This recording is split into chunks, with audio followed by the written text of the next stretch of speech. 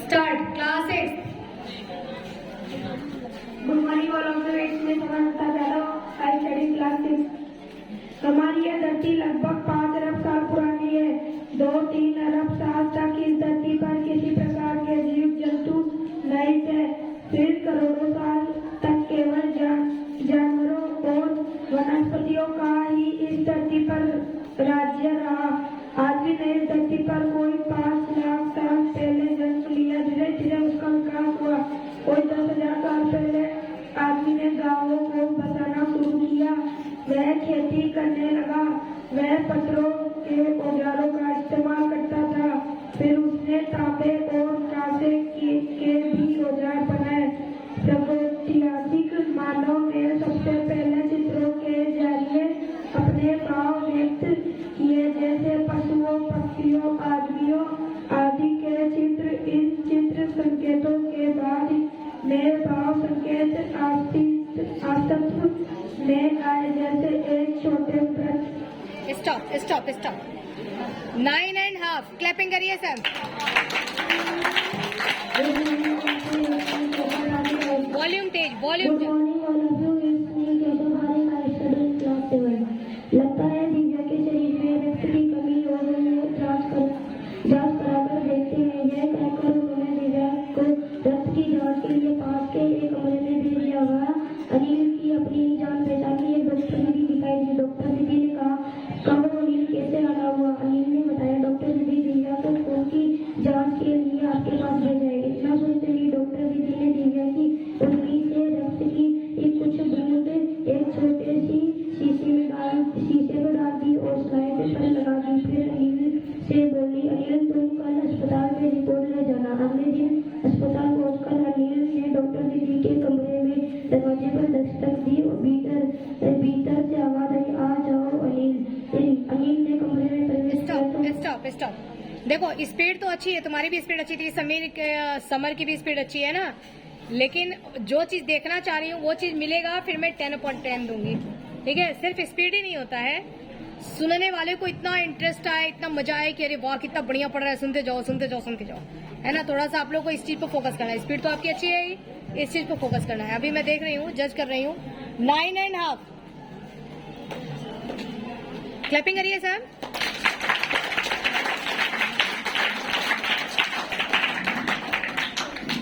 Morning all of you, it's me Balveer Jarat. I study class 7A.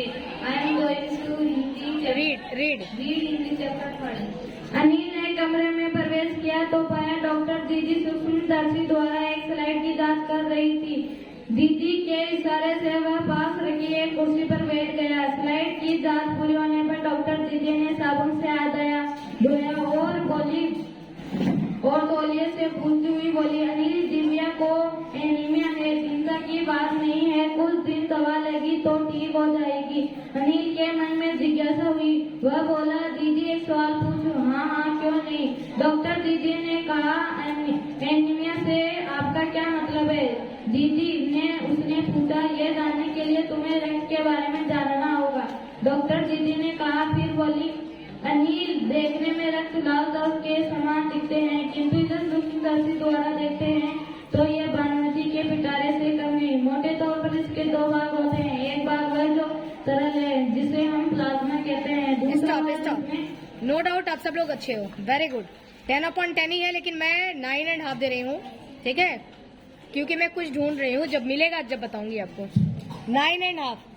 Good morning all of you, it's me Khushbu Chaudhary. I study in class 8. Now I am going to read Hindi chapter 3. एक पुलिया के ऊपर पहुंचे ही थे कि एक tyre फिस करके बैठ गया. वह बहुत जोर से हिलकर थम गई. अगर स्पीड में होती तो उछलकर नाले में गिर जाती. मैंने उस कंपनी के हिस्सेदार की तरफ पहली बार श्रद्धाभाव से देखा. वह टायरों की हालत जानते, फिर भी जान हथेली पर लेकर इसी बस से सफर कर रहे हैं. उत्सव की ऐसी भावना दुर्लभ है.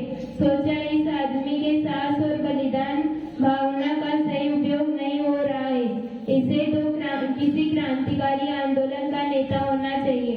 अगर बस नाले में गिर पड़ती और हम सब मर जाते तो देवता भाई बसारे उसका इंतजार करते. वह मानव आदमी आ रहा है जिसने एक टायर के लिए प्राण मर गया पर टायर नहीं बदला। दूसरा किस्सा टायर लगाकर फिर बस चली। अब हमने वक्त पर पन्ना पहुंचने की उम्मीद छोड़ दी थी। पन्ना कभी भी पहुंचने की उम्मीद छोड़ दी थी। पन्ना क्या, कहीं भी कभी भी पहुंचने की उम्मीद छोड़ दी थी। लगता था जिंदगी इसी बस में गुजारनी है और इससे सीधे उस लोक को प्रयाण कर जाना है। इस पृथ्वी पर उसकी कोई मंजिल नहीं है। हमारी बेताबी तनाव खत्म हो गई। हम बड़े इत्मीनान से घर की तरफ बैठ गए। चिंता जाती रही, हंसी मजाक चालू हो गया। चैप्टर खत्म हो गया क्या? ठीक है, वेरी गुड। मार्क्स मैं भी थोड़ी देर बाद दूंगी। हाँ, good morning everyone, I am Devanshi Joshi from class 9। एक बालक ने कहा, ऐसे बैल किसी के पास न होंगे। दूसरे ने समर्थन किया, इतनी दूर से दोनों अकेले चले आए हैं। तीसरा बोला, बैल नहीं है, वह उस रंग के आदमी है। इसका प्रतिवाद करने का किसी को साहस न हुआ। झूरी की स्त्री ने बैलों को द्वार पर देखा तो जल उठी, बोली, कैसे नमक हराम बैल है कि एक दिन वहाँ काम न किया, भाग खड़े हुए।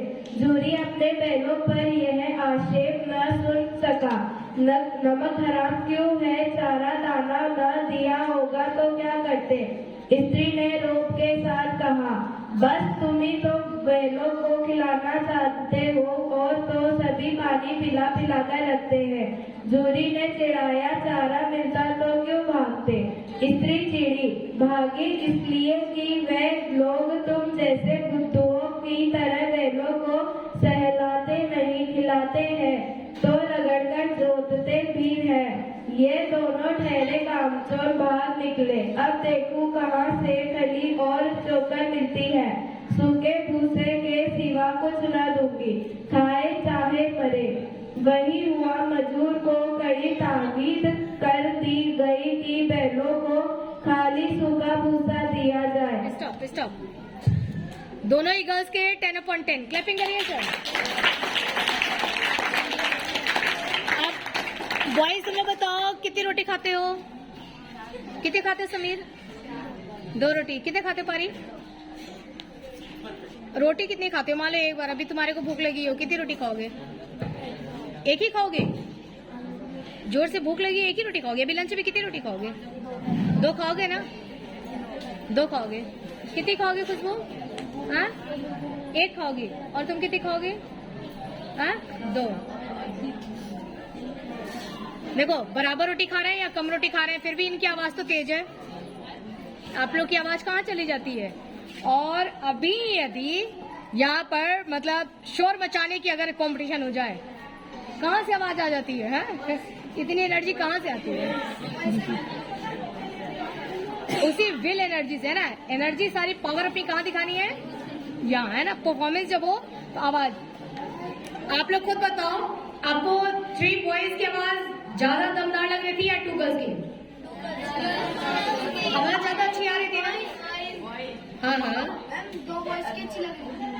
नहीं, स्पीड भी अच्छी थी, सब कुछ था। देखो, पढ़ने में तो इधर वाले कोई कमी ही नहीं थी, है ना। दोनों बराबर इक्वल पढ़ रहे थे।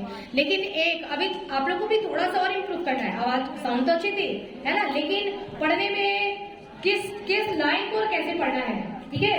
मजे वाली बात, ऐसा लगे कि तुम स्टोरी सुना रही हो। सब तुम लोग जब पढ़ा करो ना तो ऐसा सोचा करो, ये चैप्टर जो हमारा चल रहा है उसमें क्या है, स्टोरी तो है। स्टोरी सुनाओ और बाकी सब बैठ करके सुन रहे हैं, है ना। जैसे मान लो सब बैठे प्रवचन सुनने के लिए, तुम स्टोरी सुना रहे हो, तो तुम्हारे सुनाने में इतना लय होना चाहिए। सब हर लाइन को एक स्पीड से नहीं पढ़ा जाता है।